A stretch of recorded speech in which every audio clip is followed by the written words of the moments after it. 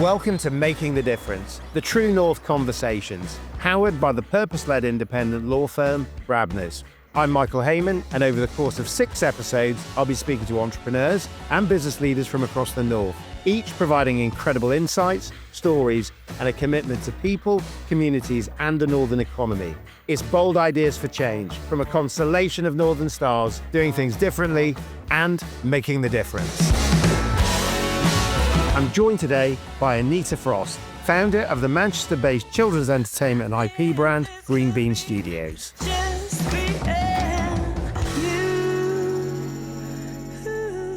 Anita, welcome to the True North Conversations. Absolute pleasure to see you. Green Bean Studios. Here is Green Bean. Here is Green Bean. Tell us about him. Hello and welcome. Yes. You can't do the ventriloquist. No, absolutely not. That's not my gifting.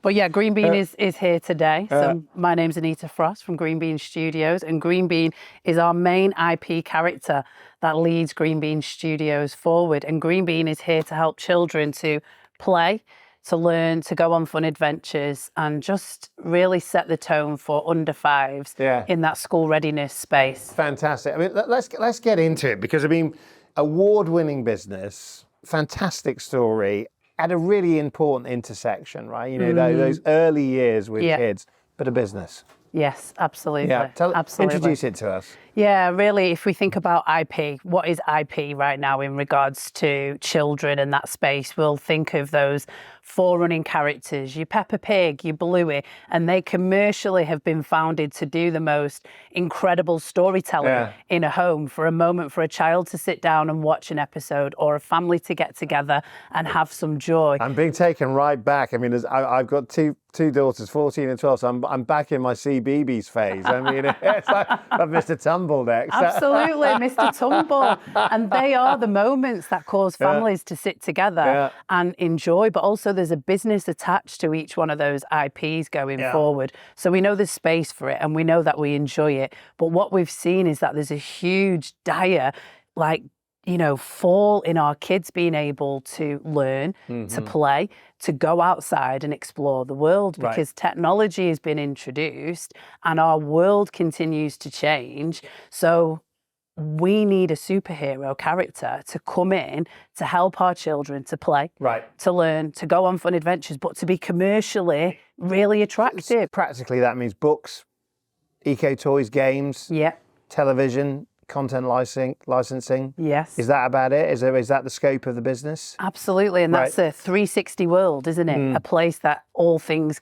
can happen, from your media to your retail to adventure spaces. Yeah. And of course, at this sort of most important of issues, which is children's mental health, ecology, emotional and social development. I mean, take us back to the aha moment in terms of actually thinking we could do something about this, not as a kind of charity, but as a business? Yeah, really great question. So my background is over 20 years of child development. So I understand children. I understand the core of who they are. I understand that whole EYFS, which is that early years framework of how children should learn. I also understand special educational needs as a woman who has got dyslexia and struggled in the academic space to be able to learn and retain. But one thing that was very apparent about who I am is I'm an entrepreneur, but I didn't know that. When did you realise? Funny enough, there's a big connection between dyslexia and entrepreneurship. A lot of very successful entrepreneurs will say that dyslexia is their superpower, helps them see around corners. Absolutely, and that was my dynamite. Right. So very much, when I left school, I knew I wanted to work with kids, but there wasn't going to be an introduction of you can have a children's brand. Yeah. That wasn't on the table. It was be a nursery nurse, be a nanny, and there's nothing wrong with those roles. So when I was studying in those fields, I'd go in, I'd be super disruptive, want to turn things around, change things, let's go bigger, let's go bolder. Yeah. And I actually had managers who would support that. A lot of the disruptive traits were in... Yeah, which is entrepreneurial. Were in. Your dad was a technology engineer. Yes. where do you think it comes from? I mean, is it something has it come through experience, or do you think it was more ingrained than that? It's ingrained. Right. So my bloodline is rich in creativity, Right. rich in small businesses, rich in disruptiveness, clotheslines, technology, Right. building things from wood. So very, very rich bloodline in regards to creating, making, and also the care, nursing, midwifery. That's very strong as well. And I also grew up in a home where we always had space to unleash those things.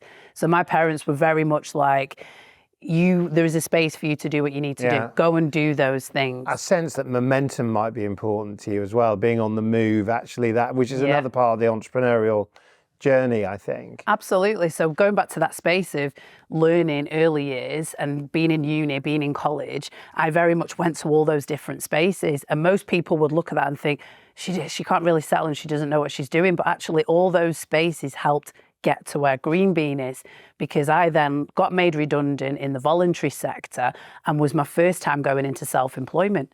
And I'd go into rooms networking as a self-employed person with business owners. And then they'd ask me questions or they'd talk about something and I knew how to unlock things for their businesses. And I was like, how do I know this? I mean, I'm thinking about your journey, and I want to take you to the end of 2024. Yeah. You're going on stage at the KPMG Black Entrepreneurs Awards to receive their most promising medium-sized business. Yes. And I want you to compare and contrast that moment with founding a business in the depths of a pandemic where the whole world is dislocated. Everything's on Zoom. We'd have been doing this on Zoom. Yeah. And then that moment of, wow, this is recognized, receiving, more than just a gong, right? This is investment. Absolutely. Absolutely. Give us the contrast. Yeah, the contrast is I'm not the same person. The other contrast is we've achieved great things in regards to Green Bean supports children's behaviour to be modified. But what is that for a northern female founder of colour in the north? That's a load of grit. That's a load of pushing through. And that deserves to be unpacked, right? Because in terms of the journey that you've been on, in terms of actually how those things have become your power. Yeah. Right. Tell us a little bit about that. Yeah, it's overcoming, it's resilience, it's rejection, it's hardship, all those things pushed alongside opportunity and passion has shaped Green Bean's foundation for Green Bean Studios. It changes the way that you think and see the world, and it's created opportunity for job creation. But also I think it shaped you, hasn't it? Yeah, absolutely. Absolutely. So if I could wave a magic wand and allow you to advise yourself in those first days of startups, what would you tell yourself now in terms of what's the lesson you'd share? Yeah, I think the lesson is that it's all learning, and you've got to have grace for yourself. It's okay. It's okay. Because, you was talking about 24 and starting, the economy has completely changed. That's a force alongside a person that you can't control. Yeah. So you can work on the inner review, which is get better at your leadership, get better at these things that help the business lead forward. But how the heck do you lead forward with something that's completely out of your control when the whole world shuts down in different levels? So you learn resilience. Governments change. You learn real resilience, I guess. On that. But you learn how to pivot. Yeah. When the economy doesn't know what it's doing, you learn to still find opportunity and make it work. Right. Let's bring it up to date. You've had angel investment in the business. Yeah. But you also want to have further investment in the business, and I suppose you're going to have to show up again in an environment where, for all of those, I suppose, cornerstone parts of your identity, you're going to face an investment community that doesn't show up pretty well in that environment. In terms of actually, what's the message to investors that are listening? Yeah, the message is that the creative industry is so misunderstood, but it's so profitable, but it's profitable for good. It supersedes oil, it supersedes auto, And it's a place that's got longevity in regards to returns, job creation. And then let's go back to that bit, like you said, you remember sitting down with your kids and having those wholesome moments.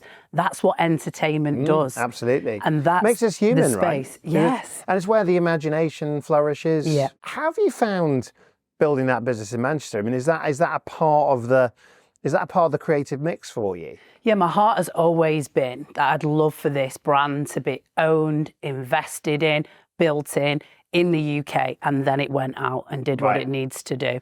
So ultimately, when KPMG gave us that award and cash investment and that approval stamp to say we're on board, not just for this, we're here to advise you, we're here to champion you, that changed everything, because that's no longer me in my lane, that's actually us in the north in our lane together. Because I was going to ask, because you said the UK, and I wanted to zone in on the north. It says, well, what does that give you? Because presumably you could be building this business in Shoreditch or somewhere. I mean, what's the Manchester mix for you in this? Yeah, well, when I say UK, Manchester is the core of where we are. Media City. It's that I want that to be our ecosystem that was operating, a circular economy that got Green Bean started, so that we can then go. Media City is a wonderful example, isn't it? Like, you bring the BBC into the mix, you bring a good university into the mix, you bring lots of different things, and before you know it, you've got an ecosystem, and businesses like yours can start and flourish. And there's something wonderful about that. And actually, all those, I sometimes think about that when you see those offices where there's nobody in there yet, and you think, well, actually, who's coming next? It might be Anita, and the next Anita. Yeah, Green Bean's coming. Green Beans is coming. Well, I mean, let's talk about the what's next for Green Beans, because you've had an amazing start to the business. I mean, where do you take it, and actually, how does your entrepreneurial style help drive that? Yeah, great question. So right now we are raising investment. We're seeking 850k and we're asking for 250k as the first tranche. Feeling like we're doing Dragon's Den. Dragon's Den right now. And that's to kind of move us forward to get more reach to the children, subscription, licensing. Well, let's do a Dragon's Den for a minute. I mean, if I'm going to tell you I'm in or I'm out, I mean, what's the reasons to be in? The reasons to be in is because we're modifying children's behaviour for good. Green Bean helps children who are mute to start speaking, combats anxiety, and actually helps children to switch off from technology and become our future workforce. You're investing not in just a brand, you're investing in the future workforce. And that needs to be an investor who cares, who cares about the future as well as profiting. So if you want to make a difference. Yeah. I guess the other thing is that a lot of investors back founders, they back entrepreneurs, it's a people-led type of industry. And I mean, you have a phenomenal energy in it. I mean, it's literally, I mean, I don't know if it's coming off on the camera, but there is you get that sense of urgency and of passion for the project, I guess. But how does that work in an environment where you've got to scale that magic, where actually you need to build quite a lot of people with the same sort of get out of bed and jump to it type mentality? Absolutely. It's, for founders, it's all about knocking on doors, isn't it? But let's go back to the ecosystem. There's genuinely businesses right now that do care beyond profit. They care about doing generation, they care about longevity, they care about sowing into good things. So they're the people that we want to be a part of connecting with, a part of our ecosystem. And have we done that in the north? Yes, we have. But have we got all the cash in that we need from the north? No, we've not. Do you ever get any pushback in terms of the social mission mixing alongside a for-profit identity? No, that's a great question. So actually we don't.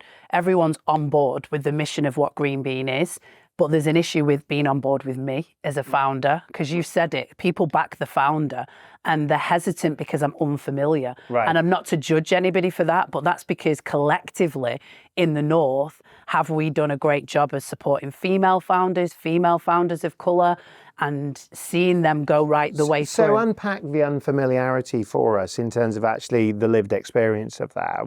Talk about how it manifests. Yeah, so I'd go into a room, you get invited to go and pitch and to go and bring Green Bean in because of the accolades, because of the great wins that we're doing. But then I go into an audience that have never been around what Green Bean is or have ever invested in a creative entrepreneur. So we're talking investors. We're talking investors. Right. Is it just that you just innately feel it, or is it that you experience it in some way?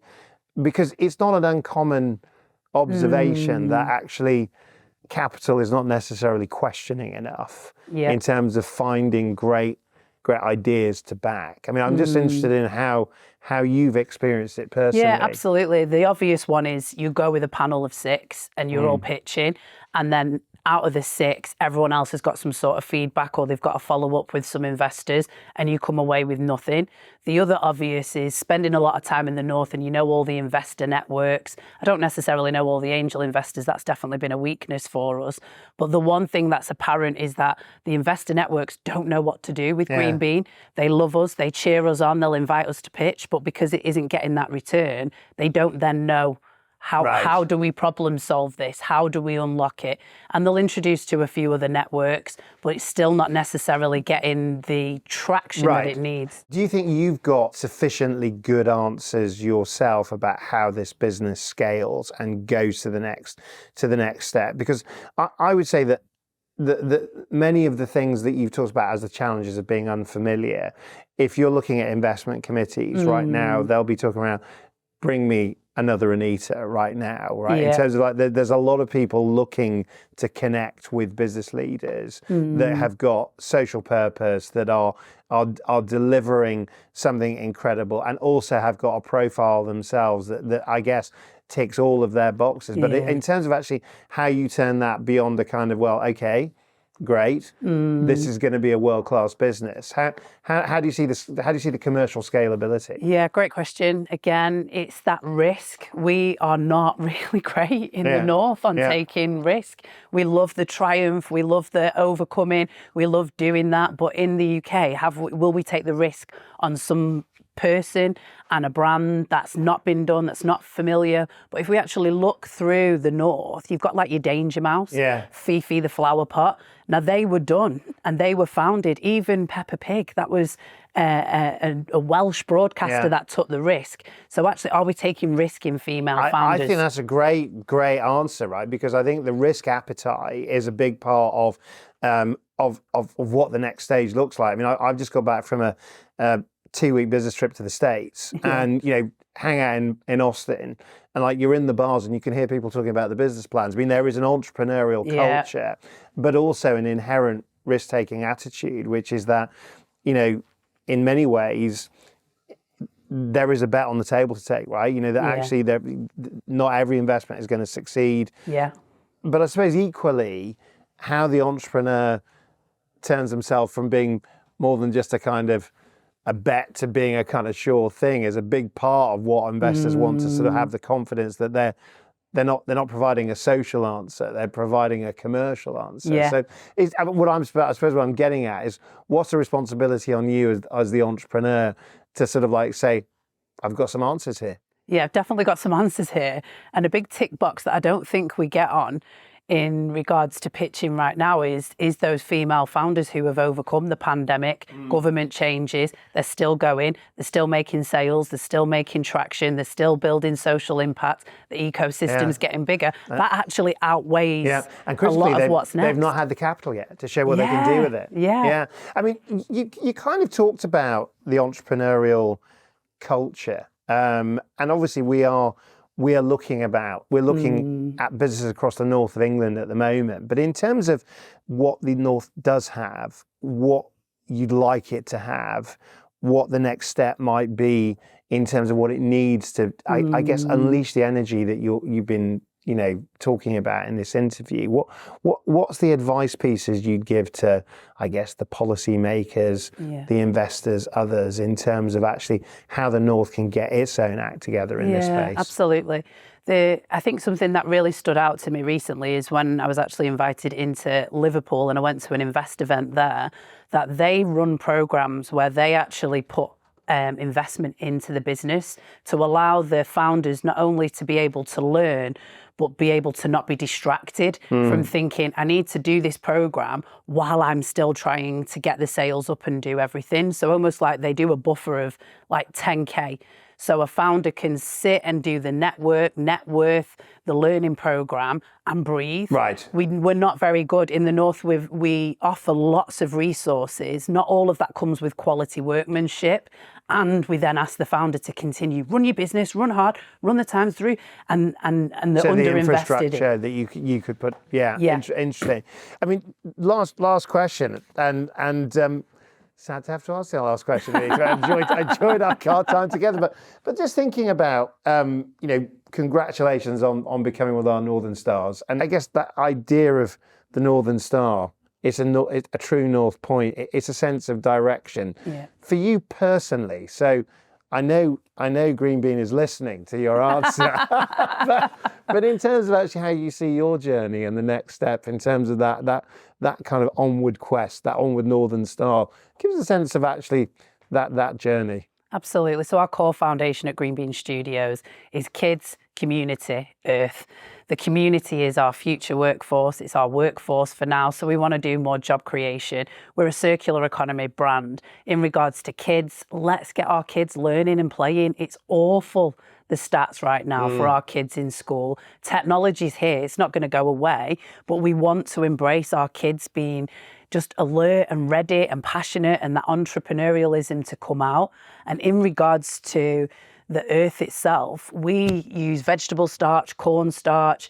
There's so much experimental stuff that we can do for good. Bamboo, all these materials that we can experiment with. So we innovate. So we're just going to continue to doing that, and we're going to continue to do it greatly and be disruptive and invent and continue to lead forward as a circular economy brand. Brilliant. I've got to say, Anita, it's been like a vitamin shot of positivity. And I've got to say, Green Bean, I've enjoyed meeting you also. Anita, thank you very much for joining us on the True North Conversations. Thank you for coming. And congratulations on becoming one of our Northern Stars. Thank you so much.